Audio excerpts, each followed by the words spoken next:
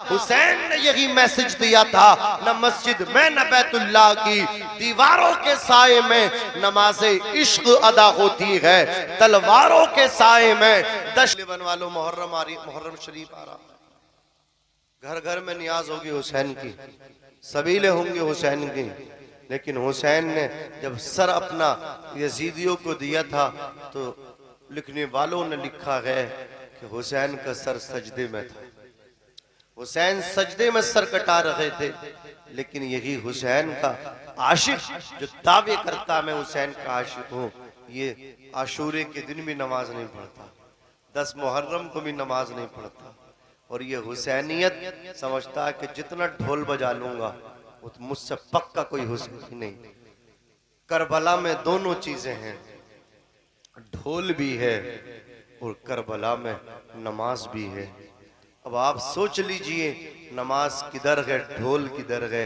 नमाज हुसैन के साथ थी, ढोल यजीदियों के साथ था। ढोल अल्लाह अकबर जो बजाया था वो यजीदियों ने बजाया था, वो नमाज हुसैनियों ने पढ़ के दिखाई थी। बोलो, तो अगर सच्चे हुसैनी हो तो हुसैनियत अल्लाह अकबर ढोल बजाने का नाम नहीं, हुसैनियत नमाज पढ़ने का नाम है। हुसैनियत किसका नाम है? बोलो ना, नमाज पढ़ने का नाम है, कुरान पढ़ने का नाम है। 10 मुहर्रम को जब हमारी माई बहनें मेकअप करके निकलती हैं, सड़कों पे आती हैं, मेलों में आती हैं, तो उस वक्त देखने वाला दिल हुआ करता है, शर्म से चेहरे झुक जाया करते हैं कि ये औरतें करबला की तारीख भूल गई। वहां तो चादरें छीन ली गई थी। उन औरतों ने, हुसैन के घर की औरतों ने, बीबियों ने, बेटियों ने जब उनके सरों से चादरें छीनी थी तो अपने बालों को खोल के उन्होंने अपने चेहरों पर डाल लिया था। और ये आज खिलखिलाती फिर रही है, मेकअप किट लेकर के, सिंगार करके अल्लाह अकबर अपने घर से निकलती हैं और इस वजह से नमाज नहीं पढ़ती। नमाज पढ़ेंगी तो जो मेकअप किया है वो क्रीम पाउडर सब का सब धुल के खत्म हो जाएगा। मैं पूछना चाहता हूँ, उधर अपना जवान भाई दे दिया ज़ैनब ने, उसके बावजूद भी सजदा नहीं छोड़ा। बच्चों को दे दिया मजहब इस्लाम के लिए, सजदा नहीं छोड़ा, पर्दा नहीं छोड़ा। मैं पूछना चाहता हूँ, तुमने भी कोई अपना बेटा मजहब इस्लाम की खातिर दिया है? तुमने भी अपना शोहर मजहब इस्लाम की खातिर दिया है? काश तुम्हारा शोहर भी मजहब इस्लाम के लिए कुर्बान होता तो तुम्हें भी एहसास होता मजहब इस्लाम किस चीज का नाम है। तुम्हारा भी जवान बेटा मजहब इस्लाम के लिए जाता तो तुम भी आज मेकअप करके अपने घरों से नहीं निकलती, बल्कि जानामाज बिछा करके अल्लाह अकबर सजदे में रख के कहती, या अल्लाह मेरे बेटे की शहादत को कबूल फरमा ले, या अल्लाह मेरे बेटे की कुर्बानी को कबूल फरमा ले। तुम्हें तो पता नहीं कौन सी खुशी है कि आज मुहर्रम है, त्योहार के तौर पर तुम उसको मनाते हो। करबला के अंदर हमें ऐसे ऐसे जवानों की माओं के किस्से भी मिलते हैं। तुम्हें मेरे नबी फरमाते हैं, जिसने अपने माँ बाप को बुढ़ापे में पाके उनकी नाफरमानी नहीं, उनकी खिदमत नहीं की, वो जहन्नम में जाएगा, और जिसने इनकी खिदमत कर ली वो जहन्नम में नहीं जन्नत में जाएगा। कहाँ जाएगा बोलो? वो जन्नत में जाएगा, जन्नत में जाएगा। अजीजान मिल्लत इस्लामिया, मैं अर्ज कर रहा था, माँ की ममता तो बड़ी मशहूर है, माँ माँ हुआ करती है, लेकिन माओ के रिश्तों को भी कुछ औरतों ने बदनाम किया है। अमेरिका पढ़ के आई है वो खातून, हजराते गिरामी बेंगलोर कर्नाटक से हजराते गिरामी वो आई गोवा, और गोवा में एक अल्लाह अकबर होटल में पहुंची, मैनेजर से उसने जो है कमरे को बुक किया। जब कमरा बुक हो गया तो अपने 4 साल के बच्चे को उसने कत्ल किया, टुकड़े कर करके अल्लाह अकबर। उस औरत ने अपने बैग में उस बच्चे को रखा और अब वहां से चलने का इरादा किया।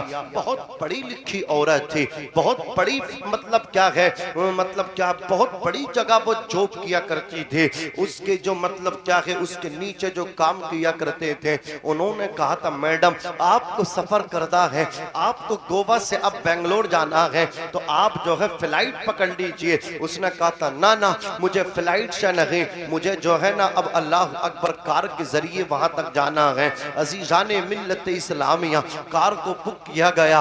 अब रात बहुत लंबा सफर था, 360 किलोमीटर की कमोबेश दूरी थी। अब वो क्यों जा रही है कार से? इसलिए कि अगर उसमें लगेज जाएगा, अगर वो मतलब एरोप्लेन से जाएगी तो चेक इन होगी, पकड़ी जाएगी। बहरहाल जब ये औरत निकल गई वहां से, जब सफाई कर्मचारी होटल में आया, उस रूम के अंदर वो पहुंचा, उसने जगह जगह धब्बे देखे। उसने होटल के मैनेजर को इसकी आगाह किया कि इस तरह मैंने कमरे के अंदर खून के जगह जगह धब्बे लगे हुए देखे। उसने फौरन जाकर के चेक किया और पुलिस स्टेशन को उसने फोन किया। पुलिस आई, आकर के उसने कहा सीसीटीवी की फुटेज निकालो। चेक किए गए, कैमरे को चेक किया गया। तो वो जब वो औरत एंट्री लेती है, होटल के रूम में पहुंचती है, तो उसकी गोद में बच्चा था। लेकिन जब वो होटल से बाहर आ रही है तो गोद में बच्चा नहीं। फौरन उस औरत को, उस ड्राइवर को मतलब क्या है, फोन लगाया। ड्राइवर से कहा इस औरत से बात करवाओ। जैसे ही पुलिस ने बात की, कहा मैडम जब आप रूम में आई थी, होटल में आई थी, तो आपकी गोद में बच्चा नजर आ रहा है, और जब आप वापस होटल से निकल रही हैं तो वह आपका बच्चा आपकी गोद में नजर नहीं आ रहा। बदबख्त कमबख्त ने, चुड़ैल टाइन ने कहा, अमेरिका में पढ़ने वाली औरत ने कहा, मैं कहता हूँ लोगों, ये अंग्रेजी काम या काम नहीं देती, ये हिंदी या असली तालीम काम नहीं देती।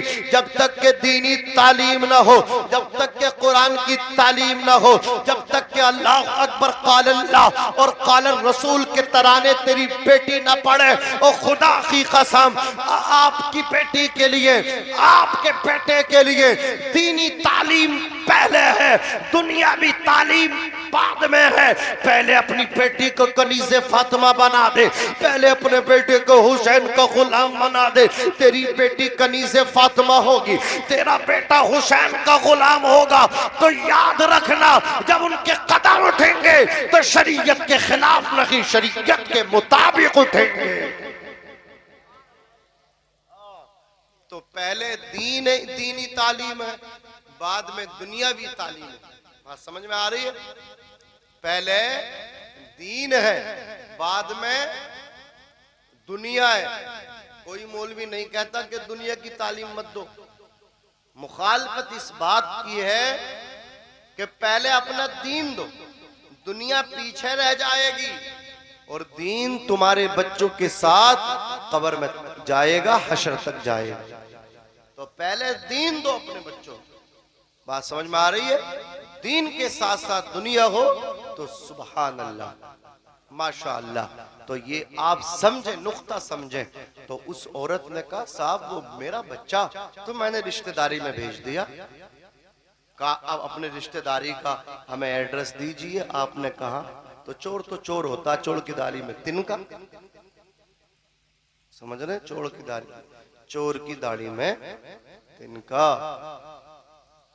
बादशाह ने कहा था भाई वो रुई चोरी हो गई थी। बादशाह ने कहा जिसने रुई चुराई होगी उसकी दाढ़ी में तिनका होगा। तो जाहिर सी बात है पहले बादशाह भी चालाक होते थे, आज की तरह थोड़े ही छोड़ने तैयार ना हो, कुछ न रिया छोड़ने तैयार ना। ओ भाई कुर्सी है तुम्हारी, ये जनाजा तो नहीं है। जब कुछ कर नहीं सकते तो उतर क्यों नहीं जाते? या तो कुछ करो या तो वादे पूरे करो। जितने लाख का वादा किया था वो दो, 15 का वादा 15 का, वो 15 लाख दो। तो ये हालात है। बहरहाल वो पहले बादशाह बड़े चालाक होते थे। कहा भाई जिसने भी पुंबे चुराए हैं, जिसने भी रुई चुराई है, वो इतना बड़ा बेवकूफ है, रात में रुई चुराई और हमारे दरबार में ऐसे ही आ गए, दाढ़ी तक साफ करके ना आए। अब जिसने चुराई थी उसे ही लगा यार शायद मेरी दाढ़ी में जो है ना रुई लग रही है। उसने फौरन चुपके दाढ़ी साफ करना शुरू कर दी। बादशाह ने पहचान लिया ये चोर। तभी से मिसाल बन गई चोर की दाढ़ी में तिनका। चोर तो चोर होता। उसने कहा साहब मैंने रिश्तेदारी में बच्चा भेज दिया। बोले एड्रेस दो, एड्रेस दे नहीं पाई। तो उस गाड़ी ड्राइवर से कहा कि इसको जो करीब में तुम्हारा पुलिस स्टेशन हो वहां ले जाओ। उसने पुलिस स्टेशन में जाकर के कर्नाटक में गाड़ी डाल दी। फिर वहां की गोवा की पुलिस का फोन आया कि इसका जो सामान है, बैग है, वो चेक करो। जब बैग चेक किया तो उस बदबख्त ने 4 साल के बच्चे को टुकड़े कर करके अपने बैग के अंदर रख के रखा था। जरा मुझे बताओ तो सही, ये भी औरतें हैं खुदा की कसम जो अपने बच्चों के टुकड़े किए और बैग में रख कर के? अल्लाह अकबर कबीरा। सोचो तो सही, लेकिन ये कब होता है? जब दुनियावी तालीम होती है। कोई मजहब इस्लाम की बेटी ऐसे कर सकती है? सैयदा फातिमा के कनीज ऐसे कर सकती है? नहीं कर सकती। वो उसका दूसरे मजहब से ताल्लुक है, उसे क्या पता उसके कदमों में जन्नत है। ये तो मुस्तफ़ा ने फरमाया ना, तेरे कदमों में जन्नत है, अगर तू माँ है ना तेरे कदमों के नीचे जन्नत है। जितना सम्मान और जितनी इज्जत मजहब इस्लाम ने औरतों को दी है ना, उतनी इज्जत किसी मजहब ने नहीं दी है। खुदा की कसम, मेरे नबी ने तो इतनी इज्जत दी, इतनी इज्जत दी, इतनी इज्जत दी। मेरे आका फरमाते हैं बेटे नेमत है और बेटियां रहमत है। बेटियों को रहमत कहा। मेरे नबी ने फरमाया जिसकी 3 बेटियां हो खुशी के साथ परवरिश करे, फिर निकाह कर दे, वो मेरे साथ जन्नत में रहेगा। सुभान अल्लाह। सोचो यार, मेरे मुस्तफ़ा ने बेटियों की बिशारत, बेटियों की पैदाइश पे खुशखबरी दी। जब बेटी पैदा होती है, रहमत के फरिश्ते आके पूरे घर वालों को मुबारकबाद देते हैं। बेटी के बाप से कहते मुबारक हो बेटी का आना, माँ से कहते मुबारक हो बेटी का आना, घर वालों से कहते हैं ओ घर वालों मुबारक हो, तुम्हारे घर में खुदा की रहमत आई है। सुभान अल्लाह। हजरत सैयदना मूसा अलैहिस्सलाम ने अर्ज किया, अल्लाह जब तू खूब खुश होता है तो किस चीज का हुक्म देता है? रब फरमाता, जब मैं खूब खुश होता हूँ तो बेटियों की पैदाइश करता हूँ, बेटियां पैदा होती हैं तो रब खुश होता है। जिस घर में बेटी पैदा हो जाए तो रब की खुशी का वो जरिया है। सुभान अल्लाह। मेरे नबी फरमाते हैं जिस औरत का सबसे पहला जो बच्चा बेटा नहीं बल्कि बेटी हो, आका फरमाते वो औरत खुश नसीब है, वो बाप खुश नसीब है। जिनके यहाँ सबसे पहला बच्चा बेटी हो जाए वो माँ बाप खुश नसीब है। हुजूर खुशखबरी दे रहे हैं बेटियों की पैदाइश में। सुभान अल्लाह। ये इज्जत है, ये अजमत है, किसी और ने नहीं, ये मजहब इस्लाम ने दी है। आज कुछ लोग टीवी पे बैठ के, टेलीविजन पे बैठ के कहते हैं भड़काऊ इश्तियाल अंगेज बयान देते हैं, फिर भड़काऊ मुसलमानों को कहते हैं भड़काते तुम हो, हम तो अमन पसंद हैं। सुभान अल्लाह। अमन पसंद है।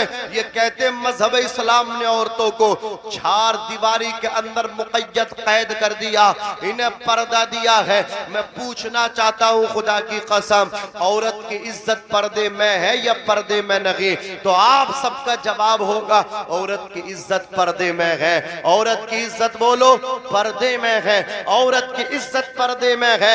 औरत का जेवर ये जो है ना, कानों के झाले और कुंडल नहीं है। औरतों का जेवर सोना चांदी नहीं है, बल्कि औरत का सबसे अच्छा जेवर पर्दा है। जोर से बोलो क्या है? हया का जेवर है, पर्दे का जेवर है। कोई बता नहीं सकता खुदा की कसम। सैयदा तैयबा हजरत फातिमा ज़हरा रज़ियल्लाहु ताला अन्हा, एक चादर जिसमें 72 पैबंद थे। पर्दे का आलम ये था, नबी की शहजादी हसन हुसैन की वालदा ऐसा पर्दा करती थी कि आसमान में निकलने वाला ये शम्सो कमर, ये चांदो सूरज भी सैयदा फातिमा ज़हरा रज़ियल्लाहु ताला अन्हा के बालों की सियाही तक को ना देख सका। ये उनके पर्दे का आलम है। तो और तो तुम्हारी इज्जत पर्दे में है। वो लोग चाहते हैं तुम्हें बेपर्दा घरों से निकालना, वो और तो तुम्हें बेपर्दा निकालना चाहते हैं, फिर तुम्हारे जज्बात से खेलना चाहते हैं। लिहाजा होशियारी इसी में है कि तुम मुस्तफ़ा जाने रहमत की शरीयत के मुताबिक जिंदगी गुजारो। किस तरह गुजारो? बोलो। मुस्तफ़ा जाने रहमत की शरीयत के मुताबिक अपनी जिंदगी को गुजारो। तो पहली चीज क्या है? हमें आप सबको क्या करना चाहिए? 5 टाइम की नमाज पढ़नी चाहिए। बोलो पढ़नी चाहिए कि नहीं पढ़नी चाहिए? 5 टाइम की नमाज पढ़नी चाहिए, पाबंदी के साथ पढ़नी चाहिए। हर बालिग आकिल सुन्नी सहीहुल अकीदा मुसलमान मर्द औरत पे कितनी नमाजें फर्ज हैं?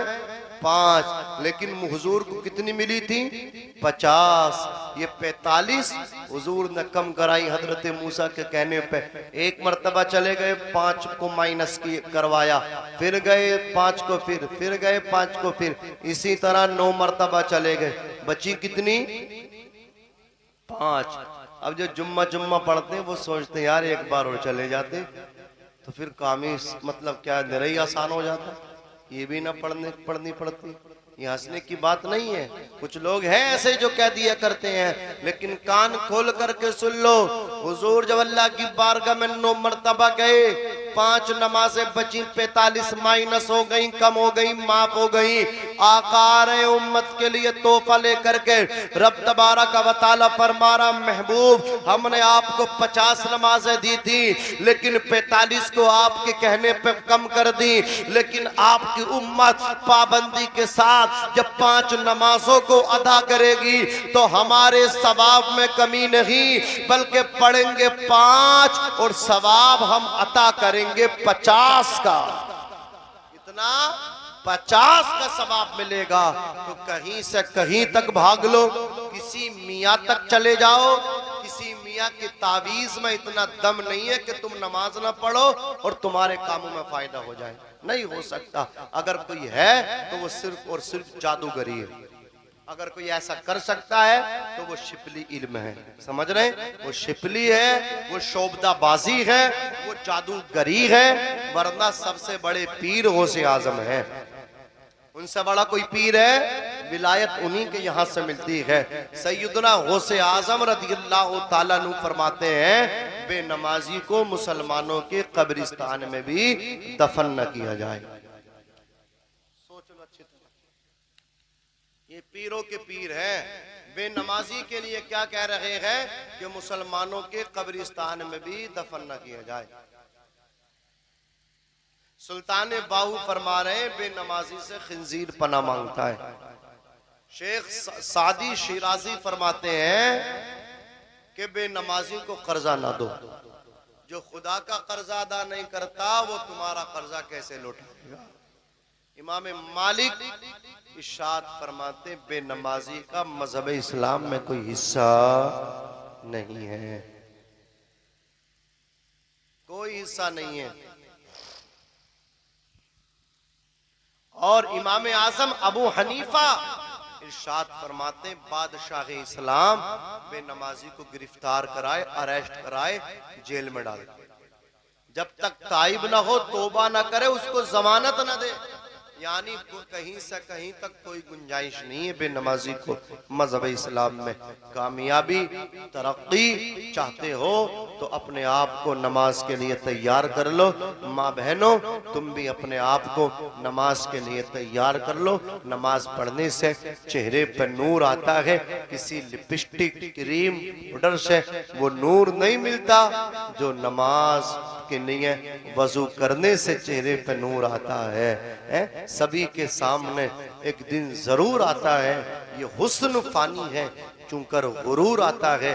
किसी क्रीम पाउडर से कुछ नहीं होता, नमाज पढ़ने से चेहरे पे नूर आता है।